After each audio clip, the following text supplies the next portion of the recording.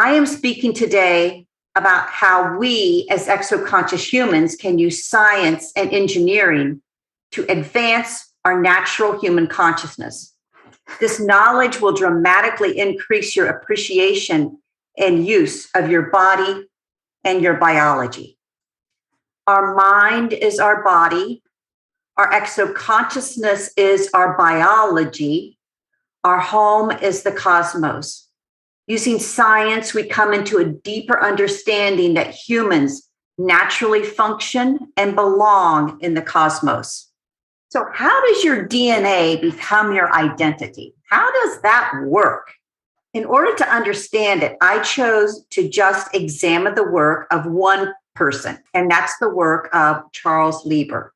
He is one of the most important figures in brain to computer science. So my brain to a computer science.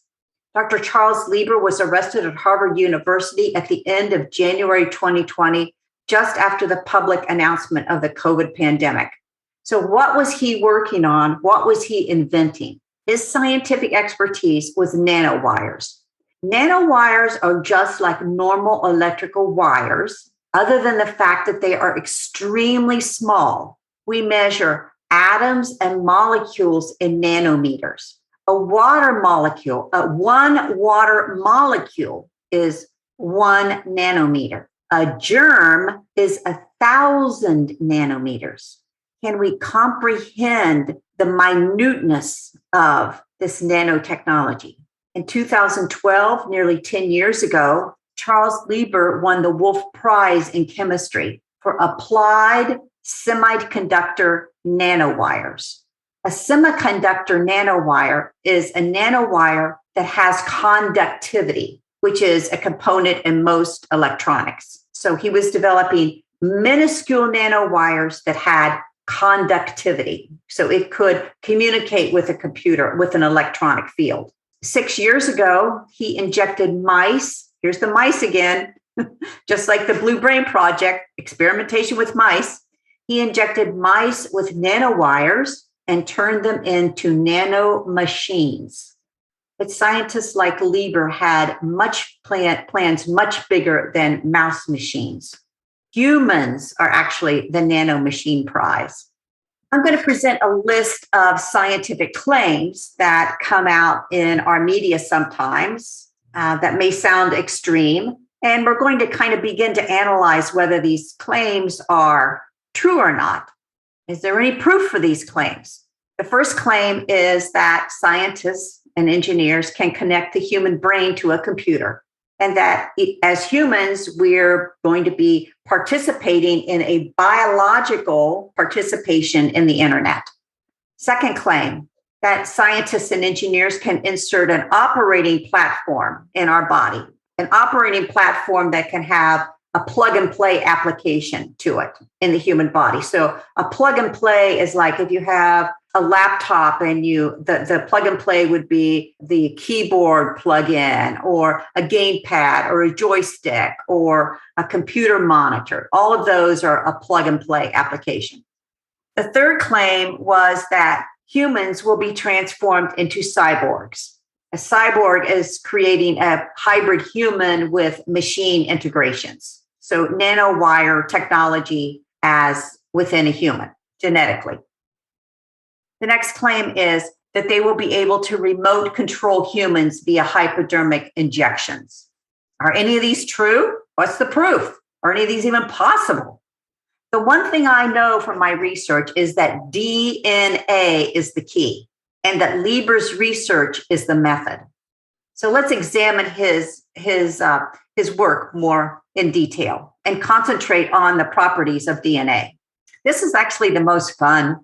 Scientists have found out that DNA has a property like Japanese origami, where you can fold paper into shapes. You know, your kids come home and they make paper origami flowers and dogs and all these cute little creations with paper, because paper has the ability to be folded. So does our DNA. So because our DNA can have this property of being able to be folded into different shapes, here you can see the different pictures of of what DNA looks like folded. Because of this, the ability of our DNA to fold, genetic engineering uses complex 3D nanoscale material. And they use nanoscale material to actually function and fashion a strand of DNA into shorter and more stable strands at specific locations. So they can use human DNA as an origami project. That's another way to look at it. DNA is stable and can self-assemble. Scientists and engineers have been able to stabilize our DNA by coating our DNA with silica. So silica is what we refer to as quartz in nature, or it's a component of sand. So your kids have silica in their sandbox when they play in the sand. So by coating the DNA with silica, it becomes more stable. The more stable it gets, the easier it is to deposit the nanotechnology or the nanowires in the DNA. The next one is DNA can self-assemble. So it self-assembles without any outside influence. So our DNA naturally organizes into ordered and functional structures and patterns. So it's kind of going back to the idea of the paper origami again. This ability to DNA to self-assemble is an important property and ability of our DNA that the genetic engineers have been able to refine in order to use their nanowires and their nanotechnology. Human DNA is also programmable.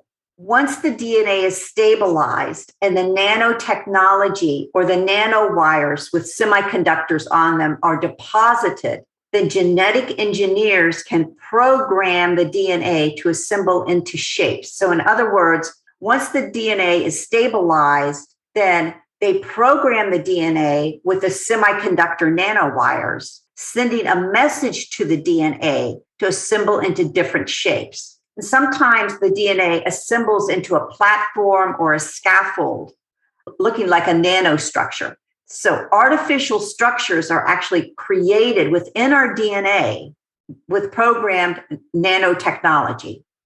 DNA is conductive, referring back now to Lieber's semiconductor nanowires. So they're able to have connectivity so they can transmit a signal. They're used in they're an electric component. These nanoscale materials in our DNA conduct electricity and send and receive signals via a computer. This is the basis of the brain to the computer interface. Another very important thing that Lieber did was he invented nanotransistors 10 years ago. Lieber created transistors so small that they can penetrate the cell in our body without disrupting its function. And that's because these nanotransistors are so small. These transistors that send and receive electrical messages and information are contained in lipid-coated nanowires. So this is a picture. So the yellow light on the picture is actually the transistor, and the green is a nanolipid-coated nanowire. Tiny droplets in this nanowire that goes into the cell membrane and does not disrupt its function. Maybe some of you have heard of COVID shots that have tiny lipid droplets that transport and protect the vaccine. This is something that's advertised quite a bit in COVID literature. They say that these droplets transport and protect the vaccine. So in an attempt to silence the questions about DNA and cell to computer potential, so our brain, our cellular ability to be connected to a computer, Reuters, which is a news service in the United States, December 5th, 2020, said the lipid nanoparticles in the Pfizer-BioNTech COVID-19 vaccine protect and transport the vaccine component. They do not contain little computers or robots. So this is important. We know that lipid nanoparticles are in COVID injections, but we do not know what they contain. We do not know if they have nanotransistors in them or not. I want to make that really clear. We do not know what they contain. We do not know if they have a lipid-coated nanotransistors in them. And yet Harvard Magazine in 2011, 10 years ago again, was saying that the Hyman professor of chemistry, Charles Lieber, has created a transistor so small it can be used to penetrate cell membranes and probe their interiors without disrupting function. The transistor yellow sits in the bend of a hair-shaped lipid-coated silicon nanowire. The injections that we have today may or may not have these nanotransistors in them. But 10 years ago, we had the technological capability of that. Lieber's work and many other scientists launched the field today of nanomedicine. It's a new medicine using nanowires for creating nanoelectronic scaffolds and different shapes of DNA. And actually creating not only new shapes of DNA, but creating new types of cells with injectable nanowires. Let's look at a couple of Lieber's patents before we leave his work. Because as I'm saying, we don't know how it was used, but we know that the scientific potential for its use was there. Here's an image of Lieber's patent for cell scaffolds with conductive, electrical charge, conductive electrical properties. And he says systems that the patent itself, I'll just read it for some of it, highlighted in yellow. Nanoscale wires and tissue engineering are systems and methods provided in various embodiments for preparing cell scaffolds that can be used for growing cells or tissues, or the cell scaffold comprises nanoscale wires. In some case, the nanoscale wire can be connected to electronic circuits extending externally of the cell scaffold. And this patent is how to put lipid-coated nanowires into the human body. And this is 3 years ago when he took out a patent for syringe injectable electronics. So injecting transistor or lipid-coated nanowires connecting a human to a computer. This is the patent. And injectable electronics are generally directed to systems and methods for interfacing an electrical cable with electrical elements, such as nanoscale wires. They are injected or otherwise introduced into a subject. Electrical elements introduced within a subject may be placed in electrical communication to a circuit board using a plurality of electrical isolated contacts that the circuit board can clamp or otherwise connect to. Whether or not the nanowires and the nanotransistors have been injected into our bodies, the patents and the potential for it are a reality. Second, we're going to talk a little bit about the DNA barcoding and storage. So not only is your DNA being influenced by genetic engineering, they're also taking DNA and making a barcode of you. Because to go back, your DNA is your biology. Your DNA is your identity. It only belongs to you. Your DNA is your bioresonance. So once your DNA has been barcoded, you're similar to an item at a grocery store product that can go over a scanner. Genetic engineers barcode your DNA for storage and retrieval. So a section of your DNA is placed in a computer, literally. Here's how it works. After they collect your DNA, and many people have sent their DNA into 23andMe or had it done for medical purposes, but there's been a lot of DNA collection going on. So after your DNA is collected, an algorithm is run to create a barcode of your unique electromagnetic transmission, or your unique bioresonance is run by an algorithm to barcode your DNA with that resonance. And it only applies to your body only. Your unique electronic DNA electromagnetic frequency, or your bioresonance, can be transmitted to satellites, cell towers, and aircraft.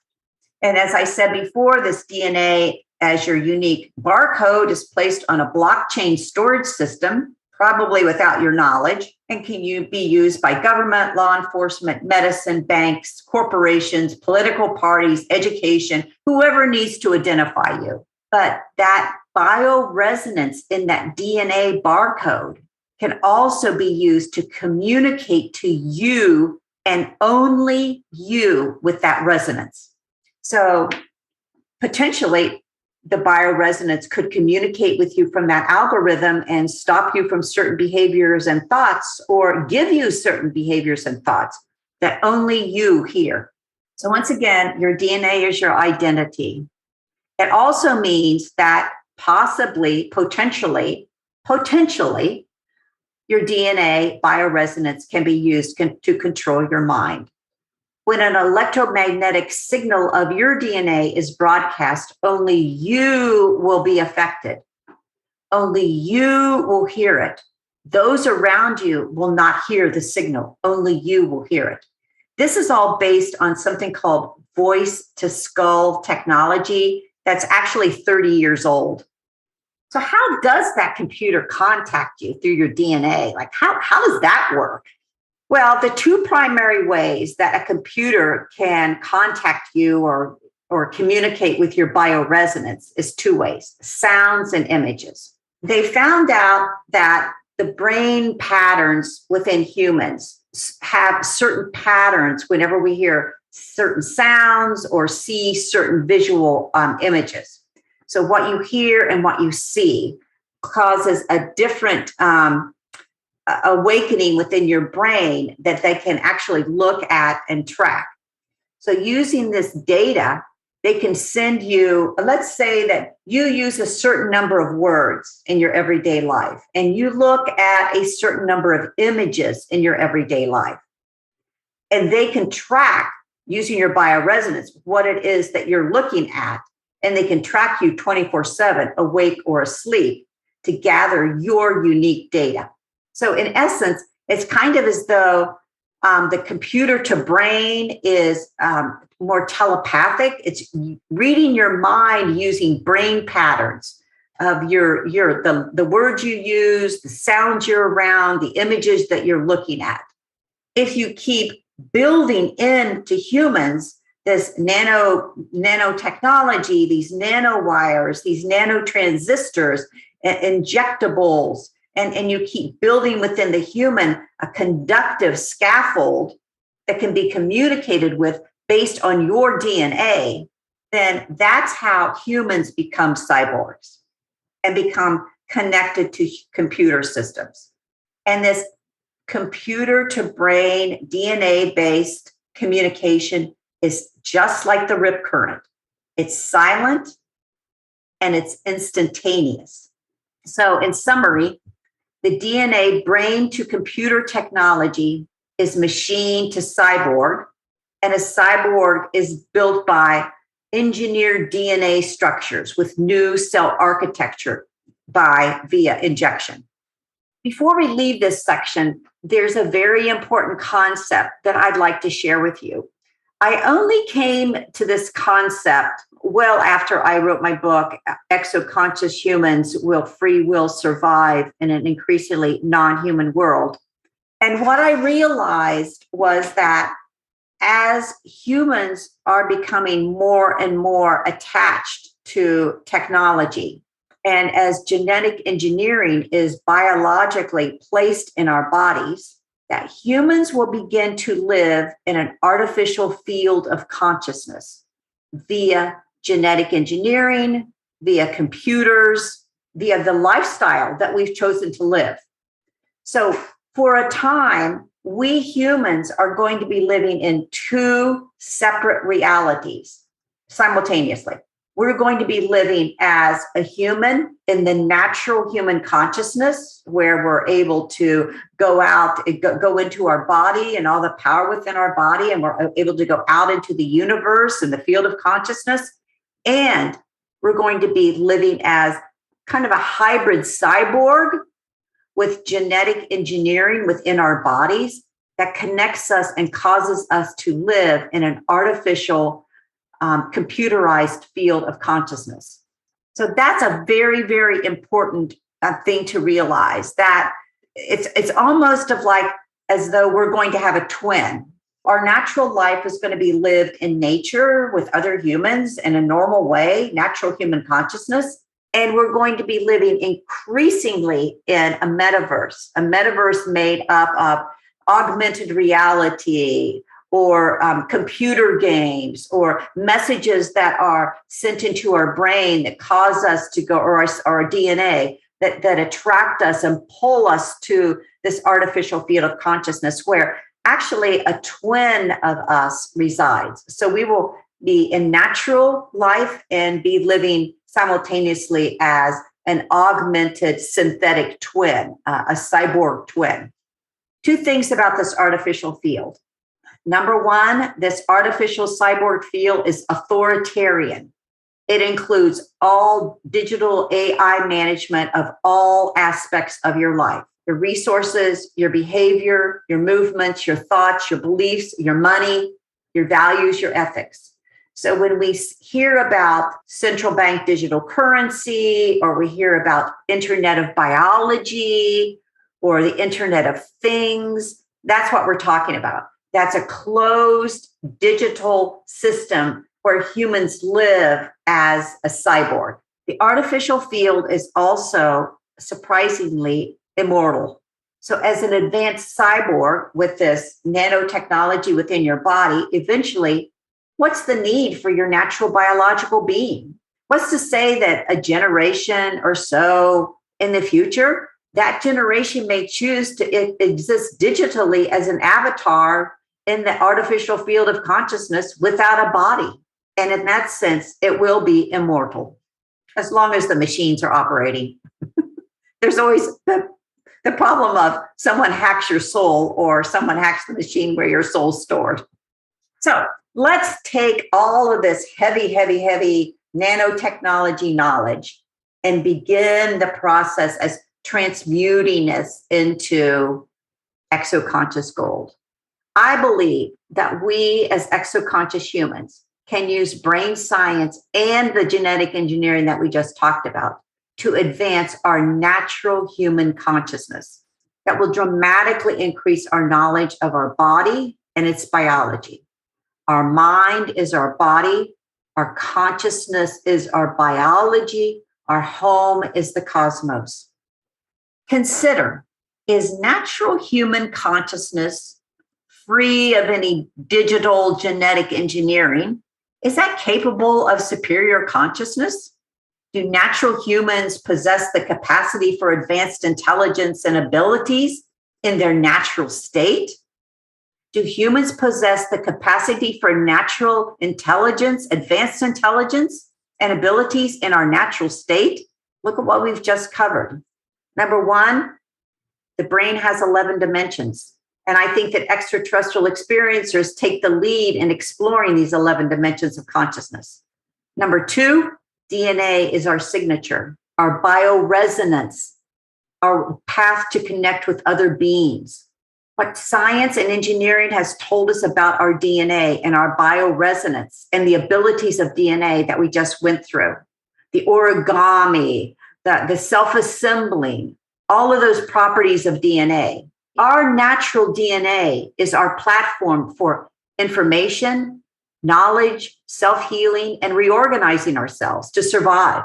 Ultimately, it's my belief that the human unique bioresonance of DNA is what is going to assure our survival as a species. But it depends on how we choose to use the knowledge and stress we are living through today. It depends on if we submit to being controlled by a digital system and donate our DNA to an artificial field of consciousness and donate our mind and our body to an artificial field of consciousness. Let me explain the gold of transhumanism. Science and genetic engineering are providing us with a new perspective of our biological body, its energy, its abilities, its multidimensional power. 11 dimensions in our brain. Science and genetic engineering are also providing evidence for opening and accepting our home in the cosmos as a multidimensional species. This information can either trap humans, enslave them to an artificial system, but I would like to present to you today that this information can free humans to live powerfully as exoconscious. So let's explore some possible human futures for exoconscious humans and look at sort of the combination of consciousness science, spiritual science that exoconscious humans have in their future. The first one is the future of exoconscious natural brain is capable of 11 dimensions. We as exoconscious humans take that information and relate it back to primarily ancient and indigenous cultures who were naturally communicating with cosmic beings. We also take this 11-dimensional, multidimensional consciousness and relate it to extraterrestrial experiencers who are pioneering dimensional research.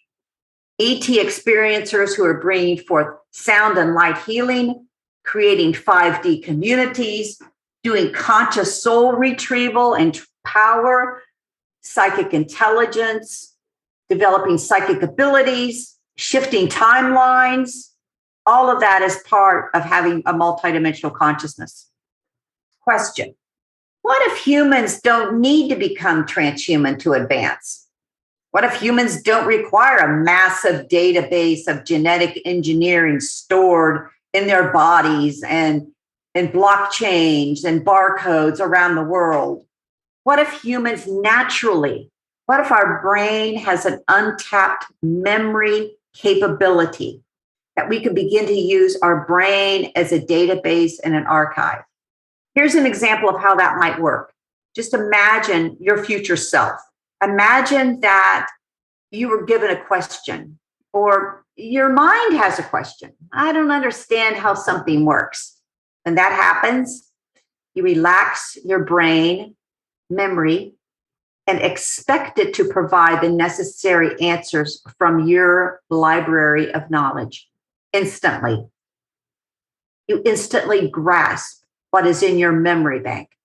And then you move your mind into a multidimensional field of consciousness. And at that point, you take what is in your memory, your brain memory capabilities, and expand that out into this multidimensional field to immediately receive additional information in many forms. This is your future exoconscious self. This is your future exoconscious power. Next, let's look at the expansive natural multiple intelligences. This is another gold of exoconsciousness. So we've taken the genetic science and now we're transmuting it into gold of exoconscious humans. This is all about expanding the natural human intelligence of our brain and our field of consciousness, saying that we as a human are more than the accumulation of data and algorithms. Here's what we need to preserve and advance when we think about intelligence. Free will. Free will is the freedom to explore in the natural field of consciousness, to go out in communion with the beings and the information and the data that surrounds us naturally. Curiosity. Curiosity is natural questioning and exploration, an emotional drive to explore and know and answer questions. Next, it's the expansive intelligence of creativity. Humans are wired naturally to create, to tinker, to experiment, to birth new forms and ideas. We have an emotional need to build. Humans build things. They reason. They build things with their mind. They build ideas. They build material structures. We are builders. We are creatives. Imagination. Imagination is dreaming visions, lucid dreaming, hypnotherapy, manifesting tools. I spoke with a woman the other day, and she was talking about how she lived in a Caribbean culture where every morning everybody woke up and shared their dreams with one another because it meant something. Critical thinking. What if we begin to think of critical thinking as a spiritual activity, not a logical, mathematical activity, a spiritual activity? What if this spiritual activity of critical thinking also moves us out and advances our consciousness using objective thinking within the field of consciousness on an advanced level? Psychic intelligence. Psychic intelligence is using intuition and psychic knowing to operate in life and make decisions. Exoconscious humans have advanced psychic intelligence. That means they use their psychic abilities and their intuition to operate in life effectively. Another place of transmuting transhumanism and genetic engineering into exoconscious gold is by advancing our emotional intelligence. What if our emotional intelligence expands to the point where we can literally see our emotions as energetic information that can be shared or exchanged? We can literally feel another's pain, literally feel what someone is expressing to us. How much more important is that information than data on a computer screen?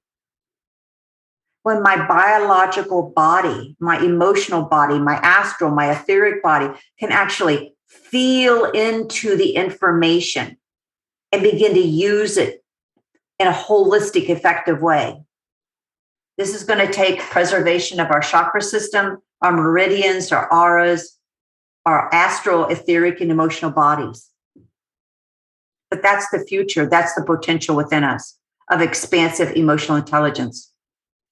The exoconscious gold is also about living as a morally sovereign exoconscious human. We are going to be confronting a lot of moral issues. We're confronting them right now. Are we confronting them and dealing with them during this compressed state that we're in culturally in this pandemic? We're going to have even more moral issues of how we begin to operate as a telepathic species within moral and ethical boundaries. Do we have the potential to share our DNA and our bioresonance with others? Do we have the potential, as genetic engineering tells us, to possibly via light and sound and images, share our bioresonance with other people?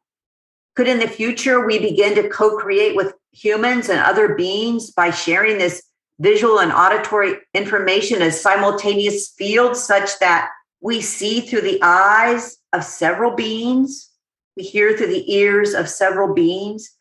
What if it's more than just person-to-person telepathy? What is telepathy of 3 or 4 or 5 people all gathered, all sharing their bioresonance, all exchanging their bioresonance, downloading information, uploading information, co-creating with that information? This will require respect and privacy and ethical communication agreements between beings. We're entering a whole new age here of ethics. We'll become spiritually aware and advanced beings with this exoconscious gold. This is important for the preservation and awareness of our soul work and journey. If our DNA is our identity, if our DNA is our bioresonance, how does it relate to our soul? How does our DNA relate to our soul's journey? How does it hold that information? And if genetic engineers change our DNA, will it affect our soul, our afterlife, our eternal being? To become spiritually aware and advanced beings, we have to preserve our natural human consciousness, our natural human DNA. So the choice is ours today. Do we become engineered transhumans or remain natural exoconscious humans? I trust that this community and others across the globe and universe choose to remain natural humans. We become exoconscious humans for the sake of our souls, our sacred beings, our earth, and our cosmos. Our mind is our body.